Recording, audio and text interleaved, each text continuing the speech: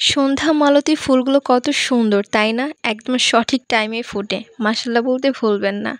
যাই হোক আজকে আপনাদের সাথে রেসিপি একটা শেয়ার করব। এই ডালের রেসিপি। ডালটা খেতে ভীষণ মজা আর খুব ইউনিক ভাবে রান্না করা হবে। তো এখানে হচ্ছে আমরা সকল মশলাপাতি খুব সুন্দর করে রেডি করে রেখেছিলাম।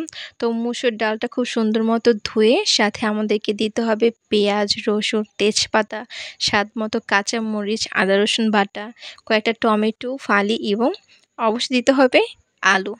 তো এখানে হচ্ছে অন্যান্য মশলা আমরা দিয়ে দেবো, খুব সাধারণ মশলা দিয়ে সরিষার তেল দিব। আপনারা চাইলে সয়াবিন তেল দিয়েও রান্না করতে পারেন, যেহেতু আমরা সরিষার তেল দিয়ে রান্না করি সো আমরা এটাই দিয়েছি। খুব ভালো করে মাখাচাড়া করে পরিমাণ মতো পানি দিতে হবে। বলক ওঠার পর তারপর খুব সুন্দর করে আমরা ডালটাকে বাগার দিব শুকনা মরিচ এবং সাথে সামান্য কয়েকটা রসুন দিয়ে ডালটা খুব সুন্দর করে বাগার দিতে হবে। জাস্ট এই ডালটা একবার খেলে আপনি বারবার খেতে চাইবেন। সো কেমন লাগলো অবশ্যই জানাবেন।